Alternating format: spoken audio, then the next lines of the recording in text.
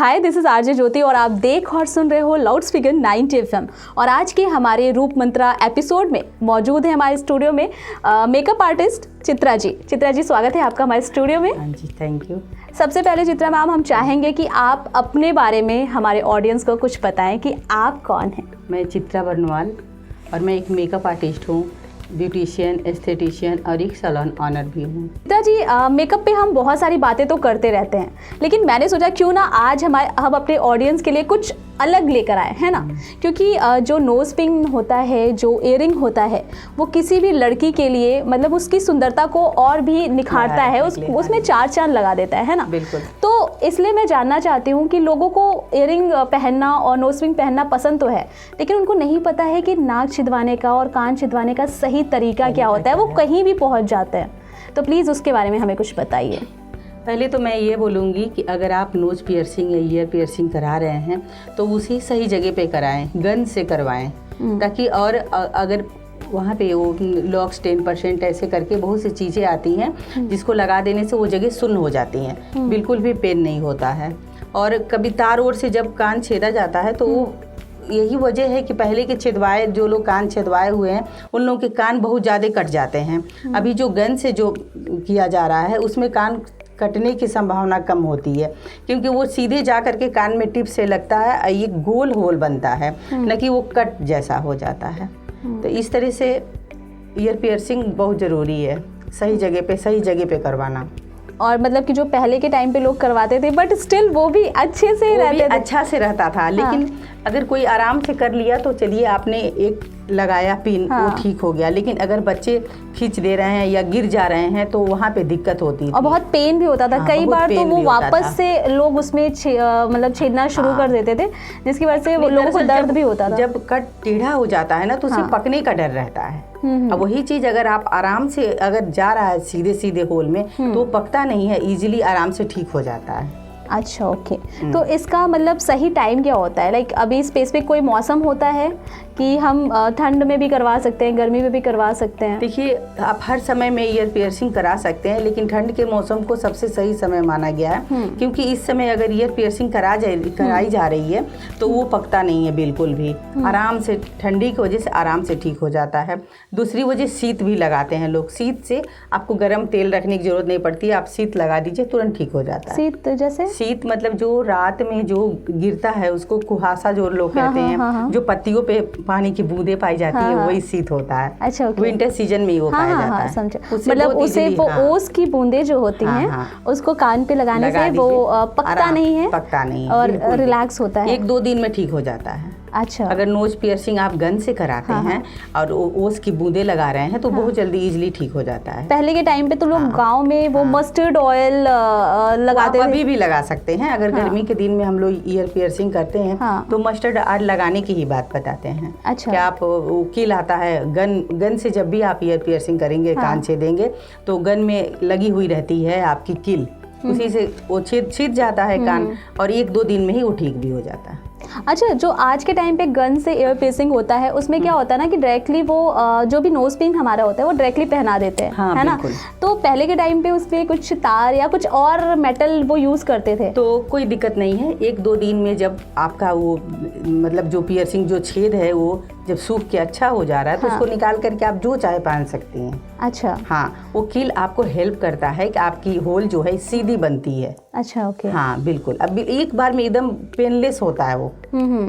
अच्छा, उसमें ही नहीं होता उसमें। वो गन के जब भी गन यूज करते हैं उसी समय वो सुन सा जो बोलो आप वहाँ पे सेंसिटिव जो होता है सभी लोग नहीं लगाते हैं, लेकिन उसको अगर लगा दिया जाए तो थोड़ा भी दर्द नहीं होगा। अच्छा, ठीक है। वो लगाया जाता है, स्प्रे होता है। अच्छा, एनेस्थेटिशिया बोलते हैं उसको। हाँ, उसको लगा के भी पियर्सिंग करिए और भी थोड़ा भी दर्द नहीं होगा। ओके। अच्छा, इसके लिए कौन सी उम्र सही होती है? उम्र देखिए, बताएं, मुंबई में तो बच्चे जैसे आते हैं, बर्थ होता है, तुरंत उनका कान पियर्सिंग कर दी जाती है। लेकिन हमारे वहाँ हम लोग तो वेट करते हैं कि बच्चा 3-4 साल का हो जाए तब कराएंगे। और रही बात उम्र की, कि किसी भी उम्र में हम ईयर पियर्सिंग, नोज पियर्सिंग करा सकते हैं। अब देखिए, मान लीजिए किसी ने अपने यहाँ पे कान अपना छेदा लिया, तो अभी मान लीजिए कोई सैलून में आया, तुरंत अगर किसी का मैं नोज़ पियर्सिंग ईयर पियर्सिंग कर रही होती हूँ, उन कहती हैं कि मैम मेरा यहाँ पे बना दीजिए तुरंत। तो आप फैशन के हिसाब से आप किसी भी उम्र में कभी भी करा सकते हैं। कितने लोग के कान में ऊपर से नीचे 4-5 छेदे होते हैं, सब में लोग बाली पहने रहते हैं, तो इसकी कोई उम्र नहीं होती है। रही बात अगर बचपन में करा दीजिए पहला होल तो ज़्यादा सही रहता है, क्योंकि वहाँ की हड्डी मोटी नहीं हुई रहती है, ठीक है, वो आराम से ठीक हो जाता है, वो सॉफ्ट होता है, सॉफ्ट काफी होता है, वो इजीली बहुत जल्दी ठीक हो जाता है। तो अच्छा। बचपन में ही आप उस ईयर पियर्सिंग करा दीजिए, जो सबसे अच्छा है। आपने बताया कि लोग, और हम भी देखते हैं कि लोग फैशन के लिए बहुत सारा इयरिंग पहनते हैं, है ना? बिल्कुल बिल्कुल। तो वो काफ़ी जगह करवाते हैं, क्या वो हार्म नहीं करता है उन्हें? नहीं, कोई हार्म नहीं करता है। वो ईयर पियर्सिंग हुई, आपने उसमें पहन लिया तो फिर आपका होल बन जाता है और वो क्या बोलते हो पैक भी हो जाता है, ठीक हो जाता है, फिर उससे कोई दिक्कत नहीं है। अच्छा, उससे कोई इफेक्ट नहीं करता? कोई इफेक्ट नहीं बट करता। जैसे कि हम अपने वेदों में या पुराने टाइम पे चले, हमारा जो कल्चर है उसमें ऐसे बताया जाता है हर चीज़ के पीछे एक वजह होती है ना? कि जब भी हम जो भी पॉइंट हम लेते हैं छेद के लिए, तो उसमें स्पेसिफिक उसके पीछे रीज़न होता है। तो जैसे कि आपने बोला वो नुकसान नहीं करता है, तो वहाँ पे इससे कोई इफेक्ट नहीं होता है? जैसे कि आप मतलब हम लोग एक्यूप्रेशर पद्धति हमेशा से सुनते चले आए हैं, उसी तरह एक्यूप्रेशर हम नोज पियर्सिंग या करते हैं तो वो एक तरह से एक्यूप्रेशर का ही वो काम करता है, उससे किसी न किसी नस का ही संबंध होता है। जैसे मान लीजिए हम एक्यूप्रेशर में यहाँ हर पॉइंट पे कोई ना कोई आर्गन सेट है, उसी तरह हमारे नोज पे भी मान लीजिए ये मेरे बाएं साइड का स्टमक और रिप्रोडक्टिव सिस्टम जिसको प्रजनन अंग कहते हैं, तो लड़कियों के उन सब अंगों से आधारित है। जैसे कि लोग बोलते हैं नोज को बाएं साइड पे ही छिदवाना ज़रूरी है। बिल्कुल, तो वही मैं बता रही थी कि बाएं साइड पे हमारा रिप्रोडक्टिव सिस्टम, प्रजनन तंत्र कहते हैं, या फिर पीरियडिक सिस्टम कह लीजिए आप, जो लड़कियों का मेंस्ट्रुएशन साइकिल पीरियड होते हैं उसमें जो दर्द होता है उसमें आराम मिलता है, और प्रेगनेंसी में आपके लेबर पेन में भी बहुत आराम मिलता है, फिर सर दर्द में भी आराम मिलता है। इस तरह से किसी न किसी वजह से ही कोई काम होता है। पुराने जो पूर्वज लोग हैं उन लोगों ने हर एक चीज़ को फैशन से और जोड़ देते हैं कि इसके नाम पे लोग करवाएंगे। अगर आप सिस्टम से कहें कि आपको इस बीमारी के लिए ये काम कराना है तो कोई नहीं कराएगा, लेकिन अगर शौक से भी सब लोग छिदवा रहे हैं, तरह तरह की ईयरिंग पहन रहे हैं, क्योंकि मार्केट में बहुत सारी चीज़ें आ गई तो उनका शौक बढ़ गया है। बट अल्टीमेट उसके पीछे एक रीज़न है, वो जो है साइंटिफिक रीज़न होता है, जिसे हम धर्म से जोड़ दिए, रिलीजन से जोड़ दिए, ताकि लोग डरे सहमे रहे और वो काम ज़रूर करें। धर्म के नाम पे सब कुछ हो जाता है, सब कुछ हो जाता है, राइट। ओके मैम, आपने जैसे कि बताया कि नाक कान छिदवाना बहुत ज़रूरी है, क्यों छिदवाना ज़रूरी है वो भी आपने बताया। बट मेरा क्वेश्चन आपसे ये है कि जब भी हम नाक कान छिदवाते हैं तो कौन सा मेटल जो होता है वो हमारे हेल्थ के लिए अच्छा होता है अगर हम उसे पहने नाक पे या कान पे? ऑफ कोर्स गोल्ड अच्छा होता है और सिल्वर अच्छा होता है, ये तो सबसे अच्छा माना जाता है। लेकिन अब गोल्ड की उतने सारे वैरायटी तो सबके पास होते ही नहीं है, रोज रोज बदल के पहनना है, तो बदल के सारे मेटल्स लोग पहनते हैं। देखा जाए तो सारे तत्व, तांबा, पीतल, गोल्ड, सिल्वर सब अच्छा होता है, तो आप कुछ भी पहन सकती हैं। ज़्यादातर तो गोल्ड ही पहना जाता है। हम घर में रहते हैं, अगर कहीं जाना ना हुआ तो लगातार गोल्ड ही पहनता है, हर कोई गोल्ड पहनता है, और नोज पिन तो सब गोल्ड ही पहनते हैं। अगर ओकेजनली कभी कोई चाहे तो दूसरा मेटल पहन सकता है अपने ड्रेस के अकॉर्डिंग। हमारा ड्रेस क्या है, अगर ऑक्सीडाइज ड्रेस का कलर है तो ऑक्सीडाइज ज्वेलरी पहनेंगे आप। इस तरह से ड्रेस के अकॉर्डिंग कलर चूज करके पहना जा सकता है। मतलब हम कुछ भी पहने नुकसान नहीं करेगा, वो सभी सही है। एक चीज़ है, अगर हमारी स्किन सेंसिटिव है तो बहुत लोगों को गोल्ड के सिवाय कुछ भी सूट नहीं करता, ठीक है, वैसे लोगों को ध्यान देना चाहिए कि सिल्वर और गोल्ड ही पहने। अगर दूसरा कुछ पहनते हैं तो फिर आपके रैशेज हो जाएंगे, दाने आ जाएंगे, तो कोई मतलब ही नहीं पहनने का। आई थिंक इसके लिए भी मैम मुझे लगता है कि चीज़ें बनाई गई, जैसे आपने कहा ना धर्म से जोड़ी गई चीज़ें, साइंटिफिक चीज़ें हैं। तो जैसे कि बिछिया की बात करते हैं तो स्पेसिफिक वो पैर में सिल्वर ही वो पहनते हैं, गोल्ड पहनते हैं, हम अपने कानों में पहनते हैं। तो आई थिंक इसका भी कुछ रीज़न है कि हम उसको स्पेसिफिक उसी प्लेस पे ही पहनते हैं।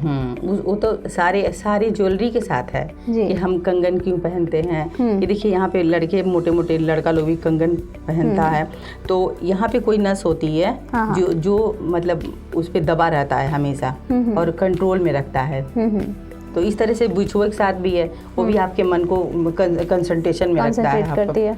बिछुआ इस तरह हर अंग के साथ है, हर ज्वेलरी हर वहीं पे पहनना है, उसके रीजन होते हैं, सबके साइंटिफिक रीजन है अपने अपने। Okay, thank you so much ma'am, आपने मुझे ये सब बताया। अभी मैम मैं चाहती हूँ कि जाते जाते, जैसे कि आप मेकअप आर्टिस्ट हैं और मैम खुद भी बहुत सुंदर लग रही हैं, तो मैं ये जानना चाहती हूँ कि जो लड़कियाँ बहुत ऑफिस जाना चाहती हैं, या कभी कभी इंस्टेंट ऐसा होता है ना कि हमें कहीं जाना होता है, हमें सडन पता चलता है कि आपको यहाँ जाना है, ठीक है, और हमारे पास इतना टाइम नहीं होता कि हम खुद को तैयार कर सकें, तो उन लड़कियों के लिए कोई इजी टिप्स जो आप देना चाहें? देखिए, सबसे ज़रूरी है, मेकअप से ज़रूरी है कि आप अपना स्किन अच्छा रखिए जी। अपनी स्किन अच्छा रखना, मान लीजिए अभी आप मुझे बुलाई 5 मिनट पहले मेरा आना हुआ, मैं कुछ उतना टाइम अगर मेकअप के लिए ना मिले, स्किन का रूटीन केयर करना बहुत ज़रूरी है। उसमें आपका आता है CTM, क्लींजर, टोनर और मॉइस्चराइजर। तीनों चीज़ को सुबह शाम सबको करना चाहिए, मतलब ध्यान देना चाहिए। क्लींजिंग करिए, जिसको फेस वॉश कहते हैं, अच्छे से धुल के फिर टोनर लगाइए, मॉइस्चराइजर लगाइए।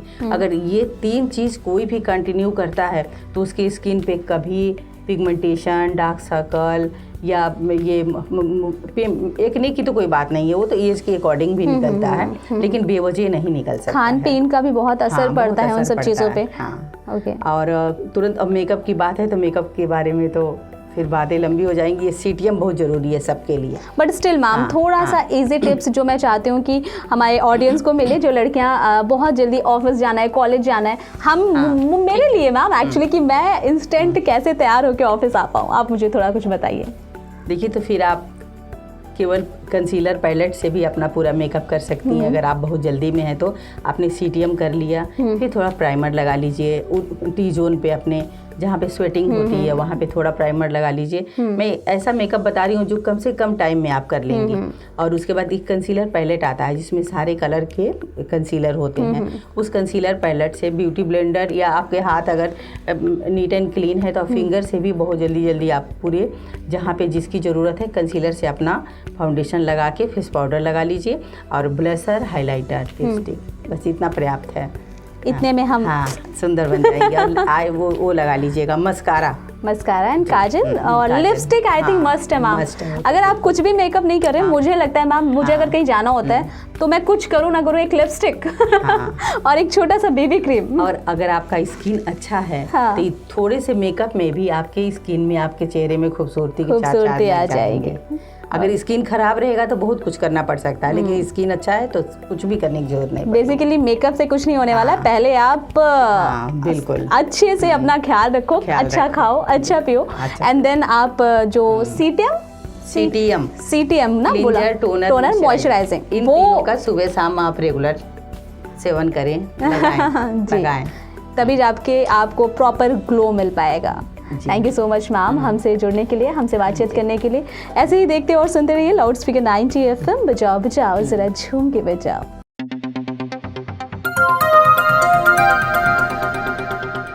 बजाओ जरा झूम के बजाओ, बजाओ बजाओ जरा झूम के बजाओ।